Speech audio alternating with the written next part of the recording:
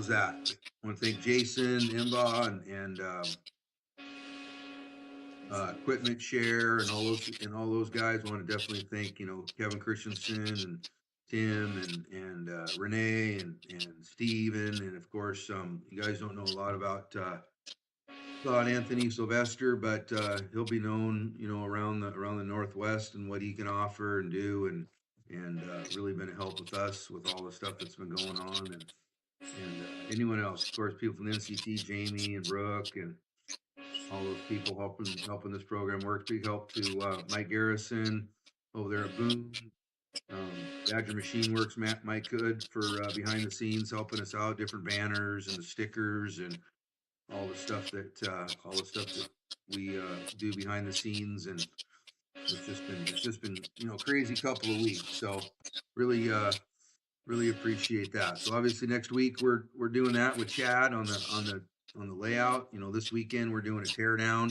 I know tomorrow they're going out. I have some meetings I got to do in the morning, but they're pulling pipe tomorrow.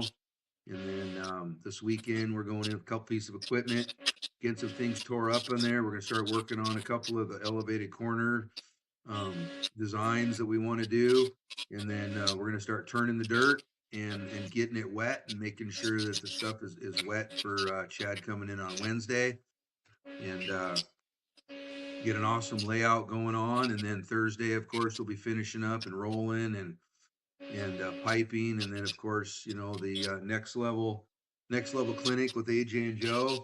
They're coming in. They're going to do theirs from 7 to 9, just to give everybody a little chance to show up at the track and make sure we get it all piped and everything with the 2-day track build, and have a little time and maybe even have a little dinner before that, and then we'll get set up for the weekend. Of course, Friday practice and then Saturday qualifying, Sunday mains. Depends on what Saturday looks like. If there's enough entries, which we're thinking there's going to be, we might run some lower mains on Saturday evening, help speed up that Sunday program. Of course, Friday night seating, I believe starts at 6 o'clock, so around 6 to 8 we should be able to get that done.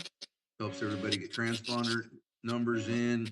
You of course get placed with all the like skilled drivers in your class, and then if you have a question of how you're running on Friday, well then that'll kind of answer some of those questions on your car and how you're driving before you actually gotta throw it down on Saturday for the qualifying. So appreciate everybody being supportive of that. Thanks for Ryan Rivas, RD, for the rest of the season. Been doing a great job keeping everybody on track and keep everybody informed, of course.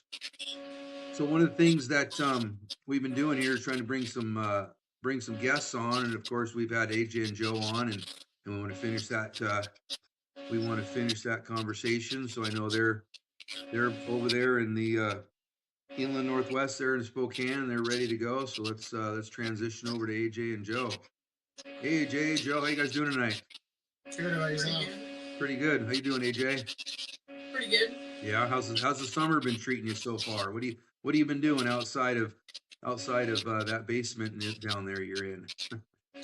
I mean, just helping my dad out, working on the shop. Yeah. I guess just getting ready for Burlington and just kind of chilling. Yeah, there you go. So I can hear a mill in the background. We don't need to discuss what's going on there, but how much time do you think you run on the mill there in a week, Joe? Oh, well, I mean, so I'm a toolmaker by trade, so I mean, I live with CNC machines day in and day out, so all day, every day it seems like now. Yeah. Are you able to run any of that stuff, AJ? Are you getting skilled up on any of those techniques? I think my skill is holding the flashlight. I'm not that much of a natural. So you saw that meme, huh? Which one? I'll have to send that one to you. It's pretty funny. I did the same thing. I held a flashlight, and I tell you what, you don't drop the flashlight. Right? The flashlight's never pointed in the right spot either. That's right. And every time you got to hold the flashlight, you always got an itch, right? Every time. Yep. I hear you. So anyway, I know that we talked, Joe and AJ, kind of about what you guys have going on. We talked about your hobby room, your setup times, what you guys look for in a car, and we talked about some sponsorship stuff and how important it is to have that kind of father son, team, and what you guys use, or how you guys talk to each other in a sense of like what do you see in the car and how does the car feel. So one of the things we haven't really discussed is like coming into a race weekend, what are the things that you guys chat about before you get to the track? And if you've never been to a track, do you reach out to other drivers? Do you kind of reach out to a track builder? Like, what's your idea like going into in an area that you haven't been to yet, and then how do you prep for somewhere that maybe you haven't been to compared to having basically some notes? And do you take notes, or is this something you guys just kind of talk about and kind of keep in your head? I'm the world's worst note keeper. Okay. I have a bad habit of just keeping everything in my head, so some of it gets lost, of course. But on the same note, we know the drill, so we show up and we address the problem at hand in that moment, right? Um, I know some people, they're really good at taking notes for every single track, and so that way they know what happened the year prior and this and that. We kind of just, I guess, for lack of a better term, shoot from the hip, and what's the car doing? What do you need it to do? Make it do that. Okay, now go drive. Don't make mistakes. Yeah. As far as prepping for a place we haven't been to, of course, doing some recon with people that have been there, people that are use the same tires, talk to them a little bit, see what they're doing. And then also we'll try to, I know I do, and I think AJ does too, try to grab latest video from that track. Sure. And kind of see what the dirt's doing.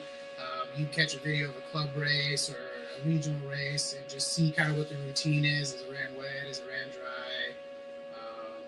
We talked a little bit about what the water situation's like in Burlington, so my head's already going there.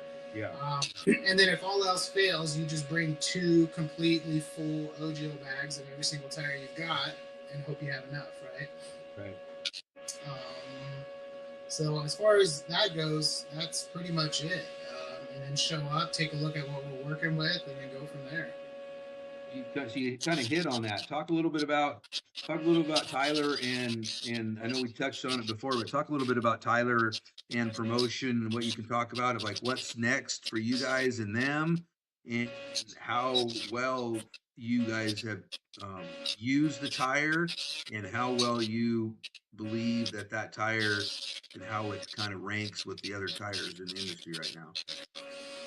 I think as tire company as a whole, we have a pretty good menu of tires for most surfaces, right? Mm-hmm.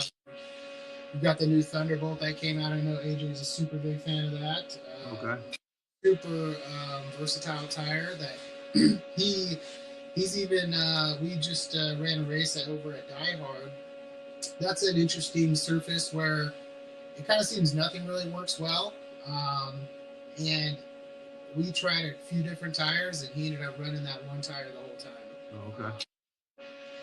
When you look at that tire, you wouldn't think that that's what his choice would have been, but it felt good to him, so we just kind of rolled with it, right? It looks like something more you'd run at Vegas in the sand. Oh, okay. But the wear was good, it felt good to him, and it didn't fall off, so that tire is really good. Also looking forward into Worlds based on Nationals last year. In my opinion, we had the best tire at that event. As far as performance to longevity ratio, right? Okay. It seemed like everybody else's tire, it was dead in 3 minutes, whereas we were able to put a practice or a qualifier on a set of tires and then stack them, and they were considered broken in and at that optimal state for the next run. So, yeah, super good menu of tires. Definitely don't think it's holding us back any right now. That's for sure. Okay. So what can you talk about the like the longevity? We talked a little bit about the AE car and why you guys ultimately went with the AE car. Is that still going strong in the sense that you see more room for advancement as far as like what the car can do and how well AJ is adapting to that car? Um, I think it, it's always you're always looking to progress and find new things, right? Yeah. You're always testing different things and trying to figure out what works. Since he switched to the associated car, we did a whole bunch of testing right up front. Hmm. We had to move quickly because everything moved quickly towards the end of last year. I think it was September last year, right? Right. September, October last year. So he came in late in the year, and so we quickly developed something he was comfortable with. And then kind of once we got there, throughout all the tracks we've been, it's been interesting. We always end up back on that base setup. There's been a couple small tweaks here and there, but once he kind of found it, that's what he likes. Of course, that new car was just released, so there's some options there. You got a big center diff and then a short rear arm option, and a different rear hub to accommodate that. So got some playing to do there and see if that's something that AJ wants to utilize for his program. But as far as longevity goes, I mean, yeah, in it for the long haul here, as long as they'll have us, right? Right. So kind of moving into, how you were talking about what you've been developing there. You talk a little bit about where next level is at and what next level is going to kind of bring out to maybe more useful information or more to, I guess, the racer that you guys are working at behind the scenes and now what's going to be available like through your guys' next level program. So AJ and I this summer we've been working really hard on first, deciding what we want to do, where we want things to go, and we kind of made the decision. For the longest time, AJ's had on his car some parts that that we've made Mm-hmm. and that have been available to only him, right? And so we've made the decision that we're going to start producing those parts and the same parts that are on his car and offering them to the public. Yeah. So, and all of our manufacturing is done by us. You're looking at R&D, testing, engineering, sales, website, packaging, shipping. You're looking at the entire company. It's him and I. Mm-hmm. All the parts that we'll offer, nobody's hands but his and I will have touched them. So everything's made in the United States by us. And it's the parts that we've developed that you typically solve a problem for his program. Yeah. Whether it be for durability, for convenience, and then the big one is car geometry, right? Different setup options. Yeah, and so along with that, us kind of taking, because for the longest time, I've done engines, by word of mouth here in the Inland Northwest, and then of course the sticker work if someone needed some help on that. Mm-hmm. But kind of what we're looking to do is kind of take it to the next level, right? And get a little bit more serious about the brand and the products we offer. Sure. And that starts with producing parts that will be available, and of course he runs associated, so all those parts are geared towards that platform. Yeah. We do have some parts for other cars too, and then we'll bring back some legacy parts for other platforms as well. So TLR and Infinity. Mm-hmm. Those will be available for those guys. When we sold off most of all the old Infinity stuff, some guys got a hold of some of the parts that he used to run, and they've come back and they want more of that. I know. What's his name in Australia? Ben Sterling. Ben Sterling. He's got a big push for Infinity over in Australia. Mm.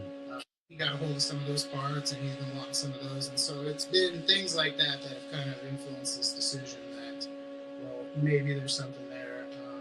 Maybe we should take the next step and start producing parts. Okay.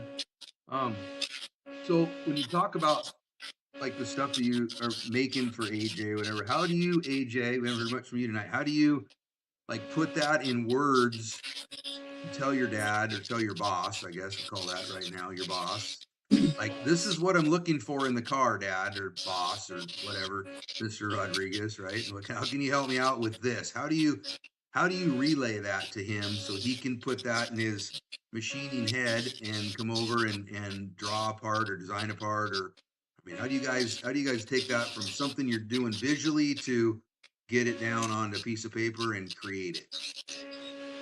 I mean, it's pretty simple. Whatever I feel like the car is doing that I really just don't want it to do, I kind of try to tell him in the simplest way that I possibly can. Like, I'll tell him, for instance, my car is pushing coming out of the corner when I'm on acceleration. And when he gets that information, he can do all the technical hard stuff in his head, and he can kind of figure it out. I mean, I have the easy part of just testing, Mhm. and then I just give information, but um, yeah, that's about it. How much do you guys talk about, like, the give up, right? So, I mean, usually most, most settings, you know, I'm not sure the word I'm talking about, most adjustments that you're making sometimes will do something on the back end too. How do you decide what's worth the adjustment forward for what you might be losing on the other end? That's a super good question, actually. And that's something that I try to teach when it comes to making car adjustments. Is typically every adjustment comes with a compromise, right? Hmm. It's really the world of you can't have your cake and eat it too. Yep. And I think that's why there's certain adjustments that we focus on. I kind of try to teach in the clinics. I know at the clinic at the Hank, I kind of pushed the idea of pick 5 things that are powerful in your car and use those. And you develop those 5 things through testing. You go to the track and you say, okay, I'm going to move my rear hubs up and down from one extreme to the next. What does that do? What does that give me? What effect do I have? And then if you like that, and you're like, oh, I could use that. Say, I don't have enough on-power steering. You could use that as your tool. And of course, being the number one tool we all have is our tires, right? Get that right first because that's Right. the biggest thing. But pick 5 tools, keep it simple and use those. And don't try to go overboard, especially on race weekends. You don't want to be doing too many crazy things that you're not familiar with. And it's really easy to get wrapped up in, the guy sitting next to you. Yep. And even to make matters worse, may have a completely different brand car and says, oh, I did this and it really took care of me. Look at me go. Right. And then, next thing you know, you're lost in the sauce, making changes that you've never tested yourself. Yeah. And you're in the quicksand now, right? Right. So, um, but to your point of compromise, we try to look for changes in those tools that we use. We try to minimize those compromises, right? And then also try to combo things that say, um, like let's say for instance, he wanted more on power steering. We're not going to make a change that's going to completely neuter the off power steering, Sure. right? We try to keep things isolated, and that's how we pick our tools. Is they're powerful with the least amount of downsides. Um, and then at the end of the day, I believe that it comes down to a well balanced car, and that's why his base setup probably works at most tracks the way it does. Quite literally everything. So Pasco, we're on bars. The only difference in that car between the car that he ran in Vegas was a little bit of ride height and a Lexan wing, and then shock oil to accommodate the temperatures. Sure. That was it, Mm. right? So once you have a balanced car, you can get the right tire on it. Keep it simple, and in that way, you can focus on durability things, keeping the car together, right?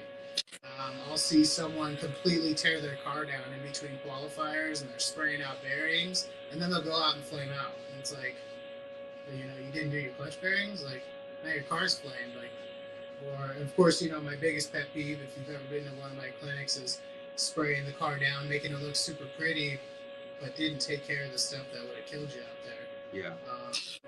So, yeah, keep it simple, keep it balanced, and yeah, go do testing and understand what changes do to your car. absolutely. You touched on a really good point. Is tires. One of the things that I think that people really miss is what's inside that tire, the foams, the inserts, whatever you call them. So, how do you, AJ, determine if the foam or the insert in that tire is what you want, and how do you communicate that, or how do you make sure that next time I'm going to come out that you know that it's the foam or what's inside the tire is maybe what's either gaining for you in certain spots, or it's like, you know what, that was the wrong combo that we went out with as far as the insert went. Um, we don't really play with inserts that much. No. Say from track to track, it kind of depends on what the first tire I run, like what the insert is like in that tire. Because if I go to one track and my first practice is with just a normal foam with maybe it might be glued to the rim or whatever, like I'll run that for the rest of the weekend. But the weekend after, if I start on a punched and glued foam, then I'm just gonna run that the whole weekend. I mean, it kind of just depends what I started with and what I'm kind of used to. But we don't really change foam setups that much unless I'm like chasing that last like 2000s. Okay. Yeah, for the most part, we've with the Pro Motion foam especially, we've found a certain. I mean, we're either cutting the foam or not, and we don't have too many variations of how much we're cutting. Typically, we're punching foams. At most, I may switch to a bigger hole. Anymore, everything gets glued. Rarely do I'll not glue the foams. It'll be in a certain situation where perhaps he's looking for a little bit more grip, and we're willing to make the compromise of, well, the things are going to become pizza cutters, right? Because a lot of times, if it's especially perhaps medium temperatures and you're already on super softs, trying to find grip if that's what the situation calls for, and then we're trying to get more grip, and now we leave gluing the foams. And I'm talking about buggy. On truck, everything's glued. You kind of have to. Yeah. On buggy, if we leave gluing the foams behind, we're kind of making that compromise now of they're probably going to become pizza cutters, right? Right. And you lose a little bit of stability, I feel like. And if they're already super softs, the tires will want to grow once it gets spun up, and then when it thins out. And for me, I feel like you give up some of that high speed stability, right? Once you get up on plane, you can kind of get a little skaty. Yeah. But that's also relative to how fast the car's going and how much support the driver needs, right? Like, how quickly are they going around the track? Different drivers tend to need different things. But our foam, as far as prep goes, to answer your question, we keep that super simple. Okay. And we pretty much have, we punch and glue everything, unless we get into a scenario where we flip a switch and then we do something slightly different. We only have one foam. I know some people, they like to get in the weeds on the foams, different foams, sit there and punch and glue foams different ways all day, and that may be their tools, right? Right. For us, the foam and the inserts, we're happy with them for the weight of the car, because to me, that's what the way I look at it. It's the same if you race full-size cars, adjusting air pressures. That's your air pressure, right? I mean, you may adjust that a little bit based on the hardness of the tire. Say we get on a super hard bar tire, like say at Worlds, and we're on a harder tire. The carcass is much thicker and much more supported. We might do things a little bit different to get that feel. That would be the extreme of. I would say the big extreme in that case would be if we're gluing like sidewall inserts, right? Or doing other funky things to support the sidewall because we may be on a softer carcass, because it feels good and it's making grip, but then you give up that sidewall support, then we might start doing funky things there.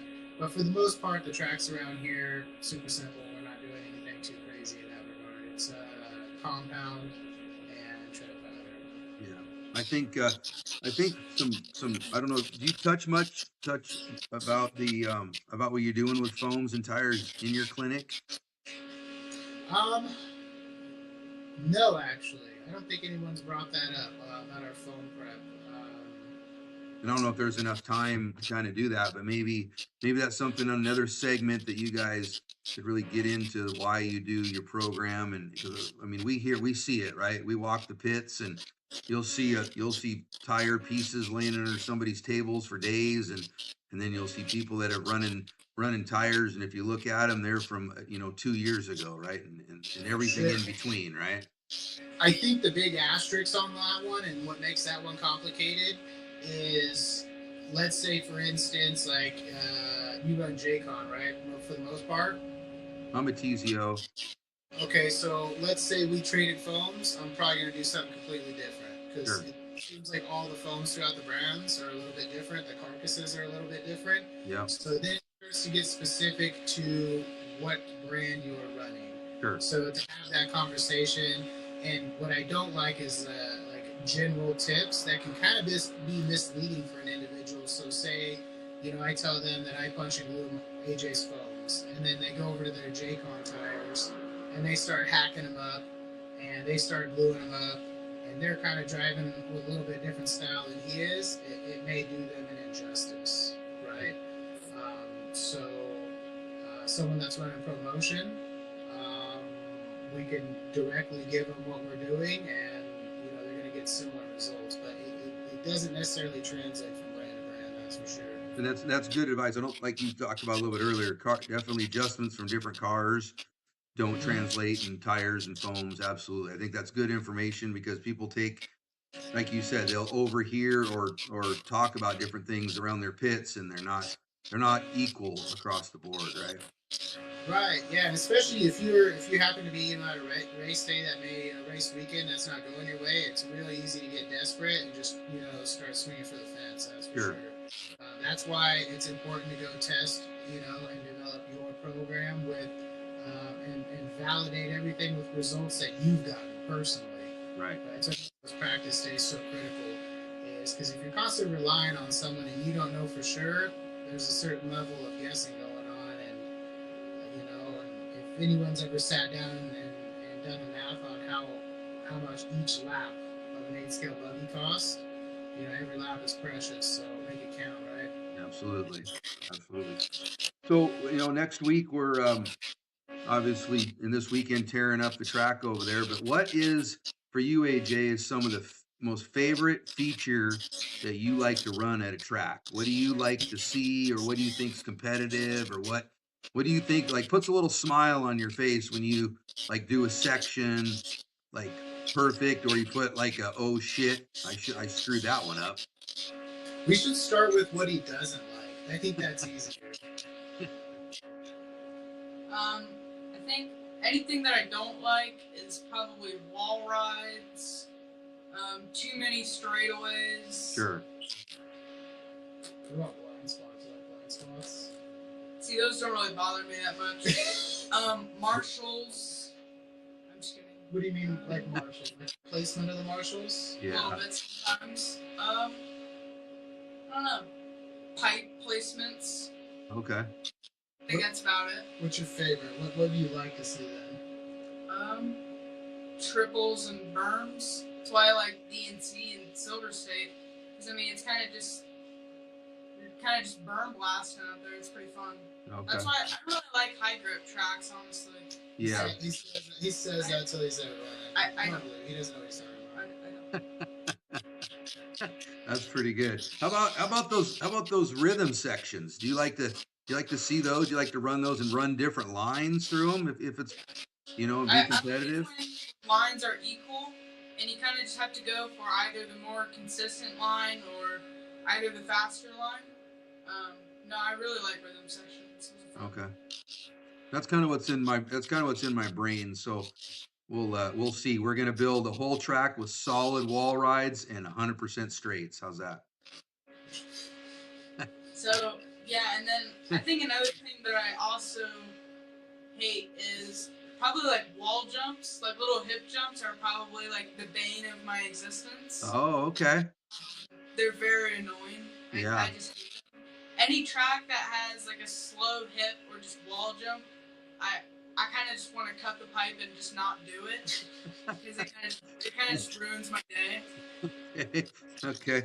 Well, I think you're going to have one of those at this track, but we'll see what we can do with the other side of it. How's that? We'll call it the AJ turn. How's that? You have to put a stake with a bell so that way he can't cut it. Yeah, absolutely. Well, there you go. You guys are coming over next Thursday? Yeah, we'll see you next Thursday. I think clinic starts a little bit later than normal, correct? Yeah, we were trying to do like 7 to 9. Give people a little extra time to get there. Give us a little bit more time to make sure we're good and piped and tested and the track's, good shape for you guys to get out there. The early people that get out there, we want to make sure the track's, completely as much as we can ready, right? And maybe even get a little bit of grub because it's gonna be a couple of long days for sure there, Wednesday and Thursday. Yeah. How are the lights these days in Nora? They're okay. We think there's one that might need a little bit of help. I'm going to look at that this week, but we're still daylight for quite a long time there. So not really any trees to block any of the sun. So it's daylight pretty good. And I know Friday night, definitely, 6 to 8 with seating. I think that'll be no problem getting done in that 2 hours for sure. And if we have a class or two that only has the one heat full, then really we're not need necessarily to even do the seating because they're all going to be in the same heat. So it's just a matter of getting transponders checked in at that point, right? So, and Ryan will manage that. If he's got a way to look at the timetable, and if we're pushing it, then we can make some adjustments. But I think the lights are okay. They're not as good as some of the tracks that we've been to, but they're pretty adequate, I'd say. So, and I'm sure Saturday will roll quicker because of seating Friday night. So I don't expect a late Saturday night, depending on what our entry count is. But me and Ryan, we've talked about that, and we talk about that, and we just inform everybody Saturday morning that to get the program done, we got to get your cars turned off, set down, and back on the track and do a legitimate 3-minute turnaround between the last car coming across the line and starting that next rollout. That would really help the program, right? Yeah, it seems like Ryan's done a really good job this year keeping the program going. He is. We do a lot of talking behind the scenes and even different things we're gonna implement hopefully next year, and he should be fully on board to run all the races next year, and maybe even going to add a 7th to the program. Not 100% sure, but we're looking at that already. So anyway, that'll be good. Good topic for later on in the season. See what that looks like. But yeah, we're looking forward to next year already. Awesome. If you have any ideas for new topic for clinic, have you heard anything? Obviously, I like to give my general overview, and it seems like a lot of people are interested in doing some engine tuning. Mm-hmm. What have you heard? Do you have any other new fresh ideas for part of your clinic? You're saying? Yeah. I think more people are just interested in just seeing what it is, right? Because now we're going to hopefully, grab another 15 people from this side of the state that haven't been to it yet. So I think everything I've heard has been really positive. I think at the end we'll definitely put some stuff out, with you guys and talking to people that went to them and have a good topic, good discussion about.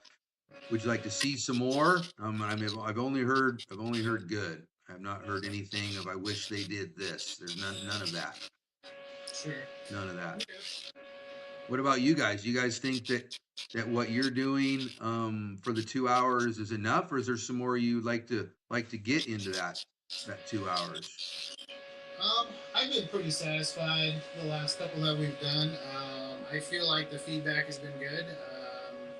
Especially it seems like the feedback I get from AJ's track walks, he seems to call it super early on. I remember at the Hank, a couple individuals, he had told them there was one particular part of the track. He said this is going to be the hardest part of the track, and sure enough, after practice, they are like, "Yep, that's what's slowing me down." Yeah. I think guys appreciate the engine tuning stuff. I've gotten really good feedback on that. And then, of course, same things I've like kind of talked about here tonight about keeping things simple and focusing on the things that are the most impactful, right? When it comes to your program. And of course, one of my biggest pet peeves is time spent in the pits, making the car look pretty, but then things go ungreased or grease gets washed out or bearings have replaced, and it's like, let's think about this, right? Do you talk about that in your clinic as far as, blowing and using chemicals to clean on race day and race weekend when you can't tear things apart? Do you guys talk about that at all? Oh yeah, 100%. Okay, good. Yeah.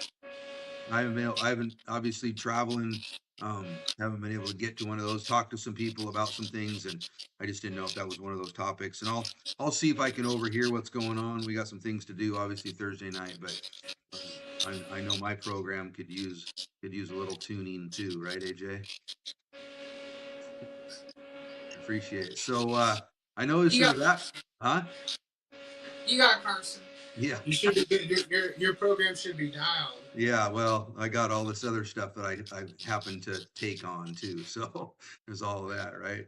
I noticed in the background you got a Kawasaki banner or something hanging up there. What's the backstory on that? Well, I used to ride Kawasaki's, and I think it looked sick, so we hung it up in the shop because I had it later. It was either hang it up in the shop or throw it away or send it to Goodwill, and I decided to hang it up. Yeah, you can't throw those away, right? No, I've had it for quite a while, so we hung it up. That's awesome. It fit the spot nicely. Yeah, that's perfect.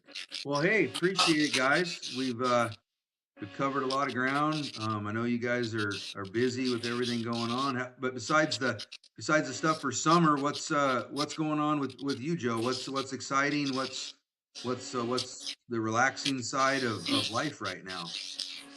Ooh, there's not much relaxing going on.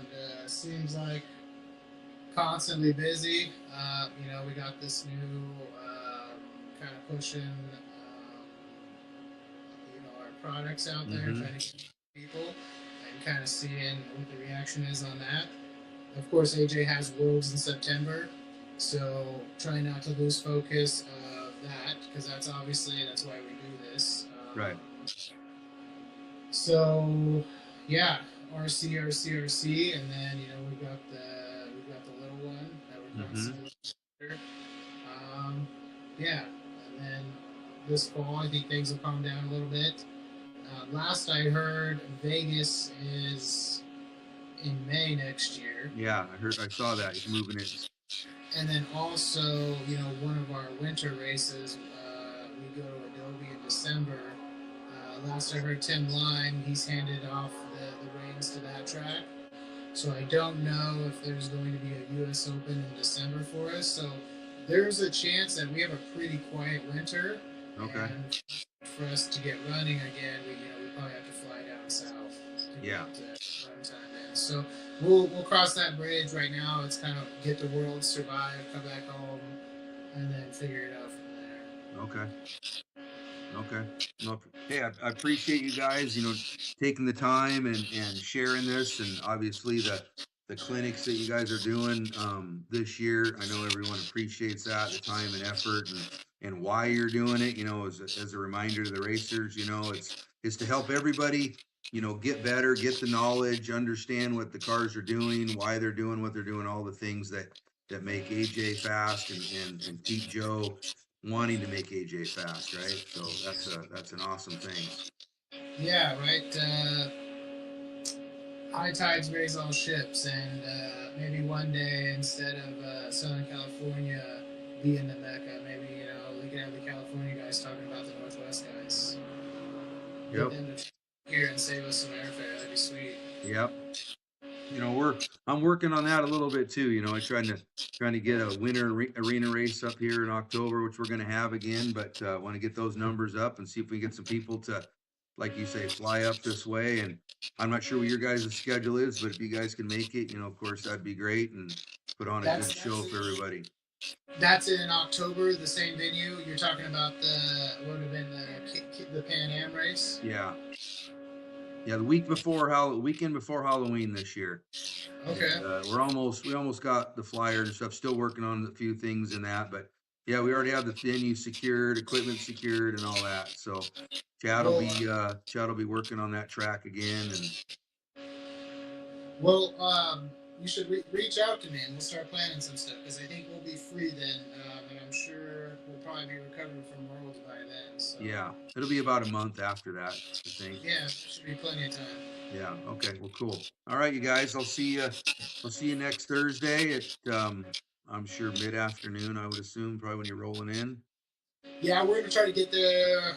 Yeah, mid afternoon. It's a lot. It's I think it's 6-7 hours for us. We're full of trailers, so it's kind of slow going. Yeah. Yeah. No, that'll be fun. It looks like the weather so far is going to be great. Mid 70s all weekend long. So that should be great for that. So hoping for a big turnout. Looks like it's going to be getting a lot of response, a lot of comments. A lot of people going to show up and just sign up at that weekend, that Friday. So we'll be ready. Yeah, looking forward to it. You bet. All right, AJ. We'll see you guys in a week. Glad you guys came out. People, make sure you guys check out Next Level. Make sure you check out is it AJ Rodrigues Racing? Is that his Facebook page?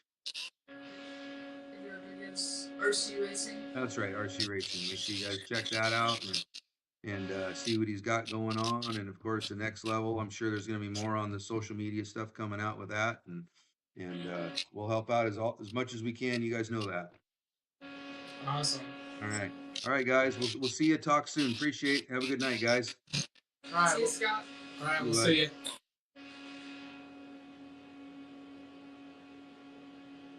Well, there we go, guys. I hope I pushed all the right buttons here on that. And let me, oh, there we go. Perfect. That was easy. Okay. Well, there we go. Wait a minute, Mike. This one right here. So, yeah, anyway, thanks a lot to AJ and Joe for coming on and doing that. They spent a lot of time, a lot of effort putting that program together and helping you guys to become faster racers and more confident and understanding setup and understand what the car's doing when you make that setup change. So we really appreciate that, and his track walk and giving the people on Thursday night a little insight to what to do and what to be ready for. So we really appreciate that. So again, make sure you get signed up. NCT Racing, myshopify.com. Go on there. It'll walk you through each classes. You can do this race, that next event. Check out the like I said, Next Level Performance Clinic and what they got going on. Check out AJ Rodrigues RC Racer on the Facebook page. Make sure you click like and subscribe here to us for the NCT Racing. Go check out nctracing.com on the website. Has some links on getting you to the Shopify if you don't want to just go there on your own. It'll get you there.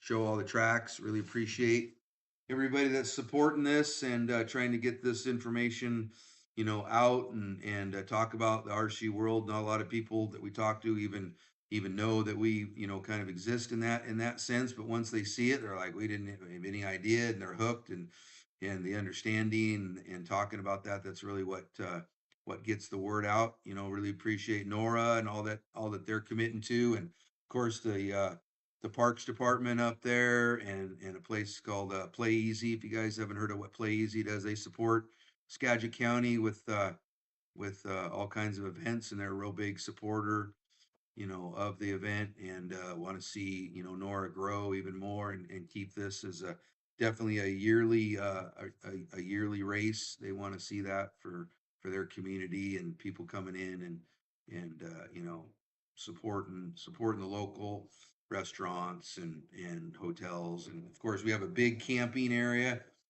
this year, and I'm working on a little bit more, so hopefully we'll be able to add some more of the power hookups. Because we're hearing that a lot more people want to come in with their trailer, and luckily it's not going to be super super hot, so that hopefully won't be an issue with extra needing extra power. But I do have something else that we're working on that should take care of that. So appreciate everybody coming on.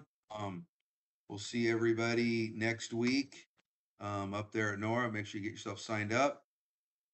And everybody have a great weekend. If you're available, come out and help a little track rebuild, pull some pipe. I'm sure we'll do something a little bit of food and stuff like that this weekend, but have a little bit of input of what we're going to do for the actual track build as far as the obstacles, features that are in that layout, and we'll just kind of take care of that and see everybody at the track, and we'll see everybody at the next one.